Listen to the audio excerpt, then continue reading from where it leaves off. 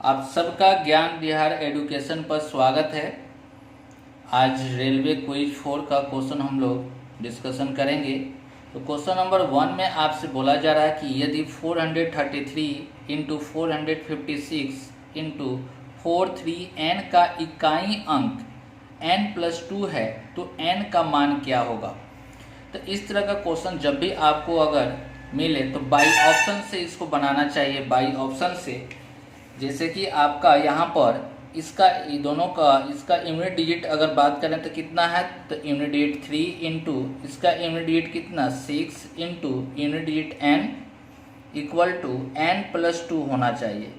तो 3 into 6 18, unit digit कितना 8 into n equal to n+2।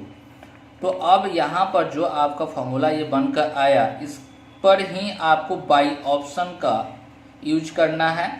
तो अगर n का वैल्यू 1 लेकर चलते हैं तो 1 इंटू 8 हुआ और 1 प्लस 2 3 हुआ, तो 8 और 3 क्या इक्वल होगा, नहीं होगा, इसलिए ऑप्शन 1 भी नहीं होगा। ऑप्शन अगर बी पुट करते हैं 8 इंटू 8 64, यूनिट डिजिट 4 हुआ और 8 अगर पुट करते हैं तो कितना हो जाएगा 10। तो इसका यूनिट डिजिट आया कितना, इकाई अंक आया 0, इसका कितना 4, इसलिए ये भी नहीं होगा। 3 पुट करते हैं तो 3 पुट करेंगे तो यहाँ पर कितना आ जाएगा आपका 4, 3 पुट करेंगे तो 8 3 का 24 4 हुआ। अगर 3 यहाँ पर पुट करते हैं तो कितना हो जाएगा 5, तो 4 और 5 यूनिट डिजिट बराबर है, नहीं है, तो ये भी आपका ऑप्शन नहीं होगा। तो बचा कौन, ऑप्शन डी बिल्कुल आपका सही होगा। चेक कर लेते हैं 8 इंटू 6 और 8+2, 8 गुने 6 करेंगे तो 48, यूनिट डिजिट 8 हुआ और 8 और 2 को जोड़ेंगे तो कितना होगा 8 होगा। दोनों क्या है आपस में इक्वल है, इसलिए ऑप्शन कौन सा, डी आपका बिल्कुल सही होगा। क्वेश्चन नंबर 2, क्वेश्चन नंबर 2 में अच्छा क्वेश्चन है ये। क्वेश्चन नंबर 2 कहा जा रहा है कि एक नल से एक पात्र में लगातार पानी रिस रहा है। पात्र में पानी का स्तर L सेंटीमीटर समीकरण के रूप में दिया हुआ L इक्वल टू दिया गया है 2 - 2 का पावर t के द्वारा दर्शाया गया है, जहां t समय घंटा में दर्शाया जाता है। तो आरंभ में पात्र में पानी का स्तर क्या था, इनिशियल में कोई अगर पात्र है कोई बर्तन है इसमें आरंभ में कितना पानी था। तो t क्या है, t समय में पानी का रिसाव होगा। अगर t इक्वल टू 0 होगा मतलब पानी अभी रिसाव होना स्टार्ट होने वाला है, मतलब t का वैल्यू 0 पर ही इनिशियल में जो पानी होगा वही वैल्यू देगा, इसलिए L इक्वल टू 2 का पावर 2 0 रखेंगे हम लोग। तो 2 - 2 का पावर 0 का मीनिंग क्या 1, इसलिए 2 - 1 कितना हो जाएगा 1 आपका आंसर। आंसर कितना आएगा 1, जो कि ऑप्शन कौन सा, बी आपका बिल्कुल सही होगा। नेक्स्ट क्वेश्चन, क्वेश्चन नंबर 3, ये भी बहुत अच्छा क्वेश्चन है, कंफ्यूजन ऑप्शन में दे दिया गया है। यहाँ पर क्वेश्चन नंबर 3 में कहा जा रहा है कि ए बी का महत्तम समावर्तक कितना 12 है तथा a और b धनात्मक पूर्णांक है। अब आपका लिखा गया है a greater than b greater than 12 लिखा गया है। तो a जो है यहाँ पर अगर इसका देखा जाए तो a b से बड़ा है पहला, और a भी 12 से क्या है 12 होगा, और b भी 12 से क्या होगा ग्रेटर होगा। ये 3 आपका कंडीशन बनकर इससे आता है। तो ऑप्शन से अगर चेक किया जाए तो सबसे पहले ये चीज देखेंगे हम लोग कि कभी भी a और b का वैल्यू 12 नहीं होगा, 12 नहीं होगा, कभी भी a या b का वैल्यू कभी भी 12 नहीं होगा। तो ऑप्शन a और ऑप्शन b तो आपका बिल्कुल नहीं होगा। तो ऑप्शन c अगर लेकर चलते हैं तो यहाँ पर 24 और 36 दे रहा है, a का वैल्यू 24, b का वैल्यू 36, लेकिन यहाँ पर देखा जाए तो b क्या है बड़ा है, लेकिन हमको चाहिए क्या a बड़ा चाहिए, a ग्रेटर देन b चाहिए, इसलिए ऑप्शन सी भी नहीं होगा। तो बचा कौन, ऑप्शन डी बिल्कुल सही होगा। देख लेते हैं तो 36 और 24, तो ये a है ये b है, ग्रेटर देन कौन है a है बड़ा है b से, इसलिए ये भी ऑप्शन होगा। दूसरा यहाँ पर देखा जाए तो दोनों का HCF अगर निकालें तो HCF कितना आ जाएगा, तो 12 आएगा। बिल्कुल सही है, इसलिए ऑप्शन कौन सा, डी आपका बिल्कुल सही है। तो कभी कभी ऑप्शन के अकॉर्डिंग भी क्वेश्चन को आपको बनाया जाता है और बेस्ट रहता है कि कोई भी क्वेश्चन अगर ऑप्शन से अगर आप बनाते हैं तो बहुत अच्छा रहता है। Next question, question number 4 number question में आपसे कहा गया है कि 30 मिनट एक दिन का कितना प्रतिशत है। 30 मिनट एक दिन का, मिनट एक दिन का कितना प्रतिशत है। तो आपको 30 मिनट है एक दिन को हम लोग कितना 24 घंटा होता है, एक दिन में 24 घंटा, मिनट में कन्वर्ट करने के लिए 60 से अगुने कितना होगा 100, तो कितना 2 टाइम्स कैंसिल होगा।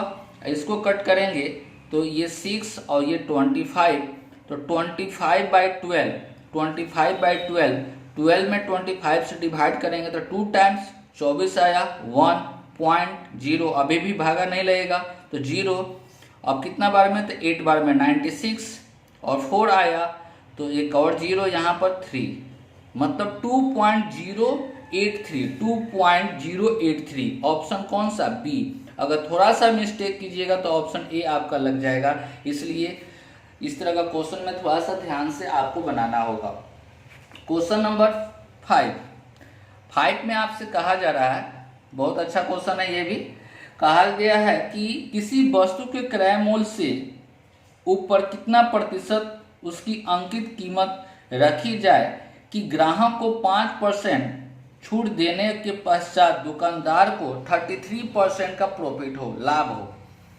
तो आपको डायरेक्ट यहाँ पर सोचना है क्या कि 5% का डिस्काउंट, 5% का मतलब कितना 1/20, अगर 20 है तो एक हम लोग छूट देंगे, मतलब 19/20, 19 बटा कितना 20, तो 19 पर बेचने पर उसको प्रॉफिट हो रहा है 33%, तो 133%, तो 19 बराबर 133, तो 1 बराबर 7, तो 20 बराबर 140%, 140%। तो कितना अधिक है, 100% से कितना अधिक है, तो 40%। यही आपका आंसर होगा जो कि ऑप्शन ए में दिया गया है। मतलब 100 से कितना अधिक पर उसको बनाया गया, 100 से अधिक पर कितना, तो 40% अधिक आपको बढ़ाकर रखा गया है, जो कि ऑप्शन ए में दिया गया है। क्वेश्चन नंबर 6 में आपसे कहा जा रहा है कि ABC त्रिभुज की 3 भुजा है। कोई त्रिभुज है यहाँ पर ABC, और यहाँ पर इसका साइड मान लेते हैं A, ये B, ये C है, 3 भुजा जिसकी लंबाई ABC है। यदि ABC को A² plus B² plus C² equal to AB plus BC plus CA, तो ये कंडीशन अलजेब्रा का जो कि आप लोग पढ़े होंगे कि ये कब आपका कंडीशन फॉलो करता है, तो A बराबर B बराबर C, जब तीनों आपस में बराबर होता है तब जाकर ये आपको लिखा जाता है। तो यहाँ पर अगर तीनों बराबर है मतलब ABC, मतलब किसी भी त्रिभुज का तीनों साइड अगर बराबर होता है, तीनों साइड अगर इक्वल होता है, तो उसको हम लोग बोलते हैं क्या, समबाहु त्रिभुज, इक्विलेटरल ट्रायंगल। तो इक्विलेटरल ट्रायंगल जैसे हम लोग बोले तो सभी एंगल भी इक्वल होगा, सभी एंगल इक्वल होगा कितना डिग्री, 60 डिग्री। तो यहाँ पर आपसे क्वेश्चन में पूछा गया है, क्वेश्चन में क्या पूछा गया है कि sin² A plus sin² B plus sin² C, तो सभी का वैल्यू कितना डिग्री, 60 है। तो sin 60 का वैल्यू कितना होता है, तो √3 डिवाइडेड बाई 2 होता है, √3/2 होता है। तो sin² जैसे स्क्वायर करेंगे तो 3/4 होगा, प्लस 3/4 प्लस 3/4, तो कितना हो गया 9/4 आपका आंसर, जो कि ऑप्शन कौन सा, डी आपका बिल्कुल सही है। ठीक है, तो यहाँ पर अलजेब्रा का कंडीशन आपको याद होना चाहिए कि A² plus B² plus C² equal to AB plus BC plus CA कब होता है, जब तीनों आपस में बराबर होता है, A बराबर B बराबर C। नेक्स्ट क्वेश्चन 7 नंबर, ये ज्योमेट्री से क्वेश्चन है। 7 नंबर क्वेश्चन। 7 में आपसे कहा जा रहा है कि एडी त्रिभुज ABC का माध्यिका है। ये कोई त्रिभुज है ABC, एडी त्रिभुज का क्या है? माध्यिका है। माध्यिका है तो माध्यिका है तो इसका मतलब D क्या होगा? मध्य बिंदु होगा। मध्य बिंदु होगा। और इसमें कहा जा रहा है कि O इसका केंद्रक है। मान लेते हैं O यहाँ पर है, जो ये क्या है? केंद्रक है। तो आप लोग प्रॉपर्टी पढ़े होंगे कि किसी भी माध्यिका का केंद्रक जो होगा वो किस रेशियो में? 2:1 के रेशियो में डिवाइड करता है। मतलब OA इज टू OD 2:1 के रेशियो में। तो OA आपसे दिया गया है 10 सेंटीमीटर। 10 सेंटीमीटर तो 2 रेशियो बराबर 10 सेंटीमीटर, तो 1 रेशियो बराबर 5 सेंटीमीटर। यही आपका आंसर होगा ऑप्शन बी। क्वेश्चन नंबर 8 में आपसे बोला गया है, क्वेश्चन नंबर 8 में आपसे बोला जा रहा है यदि x और y z के औसत के बीच का अंतर दिया गया है 12। तो औसत x प्लस y औसत कैसे निकालते हैं? दोनों को जोड़कर नंबर ऑफ टर्म से डिवाइड, तो 2 से divide minus y plus z divide by 2 equal to कितना दे रहा है? 12। तो x plus y minus y plus z equal to 24। तो x minus y, x plus y minus y minus z equal to 24। तो y cancel, तो x minus z equal to 24। यही आपका आंसर हो गया। ये आपको यहाँ पर लिख कर बता रहे हैं, बल्कि डायरेक्ट आपको यहाँ पर इस तरह से बना लेना चाहिए था कि डायरेक्ट एक बार में कि हाँ बाटा में 2 होगा, बाटा में 2 होगा, तो यहाँ पर जाएगा तो कितना होगा? 24। और x plus y minus y, तो प्लस वाई और माइनस वाई कैंसिल हो जाएगा, माइनस जेड, मतलब x माइनस जेड का अंतर कितना हो जाएगा? तो 24। ऑप्शन कौन सा? आपका सी बिल्कुल सही है। क्वेश्चन नंबर 9 में कहा जा रहा है, आपका दिया गया है क्वेश्चन नंबर 9 में कि x is to y z और y is to z x और z is to x y दिया गया है। इन अनुपात के व्युत्क्रम कैसे लिखा जाएगा? तो उल्टा लिखा जाता है। जैसे इस अनुपात को लिखा जाएगा x बाई वाई जेड, इसको लिखा जाएगा y बाई जेड एक्स, इसको लिखा जाएगा z बाई एक्स वाई। तो इसका व्युत्क्रम क्या होगा? व्युत्क्रम उलट कर इन्वर्स हम लोग लिखते हैं, तो y z by x, z x by y, x y by z के मिश्र अनुपात, कंपाउंड रेशियो। तो कंपाउंड रेशियो क्या होता है? तो अगर a is to b, c is to d और e इज टू f अगर दिया हुआ, तो कंपाउंड रेशियो मिश्रित अनुपात क्या होता है? तो a बाई बी फ्रैक्शन में लिखकर और मल्टीप्लाई कर दिया जाता है, यही मिश्रित अनुपात होता है। तो इस सब को क्या कर देना है? गुना कर देना है। तो यहाँ पर x है आपका, यहाँ पर भी x कैंसिल, यहाँ पर y कैंसिल, z कैंसिल, तो क्या बचा? x y z by 1। तो रेशियो कितना हो? x y z is to कितना? 1, जो कि ऑप्शन बी। ऑप्शन क्या होगा? बी। बहुत सारा लड़का सब क्या लगा देता है? तो ऑप्शन ए मार कर चल जाता है। नहीं, यहाँ पर आया कितना? ऊपर है, तो x y z रेशियो कितना? 1। ऑप्शन बी इसका सही आंसर होगा। Next question time and work का है।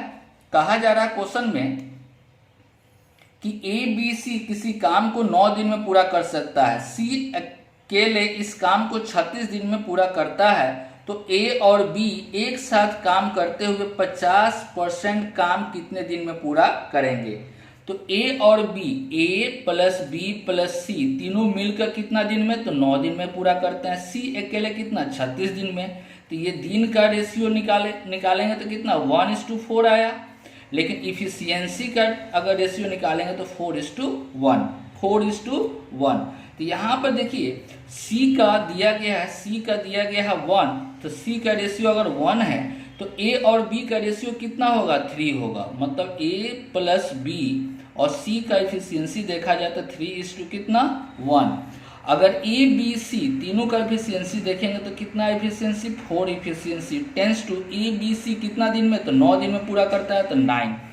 1 एफिशिएंसी टेंस टू कितना होगा, तो 9 इंटू 4 मल्टीप्लाई होगा। एफिशिएंसी है इधर डेज है तो हम लोग उल्टा काम करते हैं, डिवाइड की जगह पर क्या मल्टीप्लाई।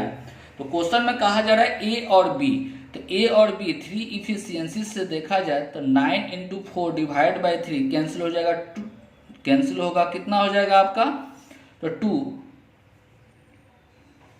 3 आया, तो कितना आ गया 12 डेज। तो 100% काम करेगा कितना डेज में, 12 डेज में। तो 50% काम कितना करेगा, तो 6 डेज में आपको कंप्लीट करेगा। 100% काम कितना 12 डेज में। लेकिन क्वेश्चन में पूछा जा रहा है कि 50% ही काम करने में कितना समय लगेगा, तो यहाँ पर 100% काम करने में 12 दिन, तो 50% काम करने में जस्ट इसका आधा कितना होगा 6 दिन। इसलिए आपका ऑप्शन कौन सा, ए आपका बिल्कुल सही होगा। क्लियर है? Okay, thank you.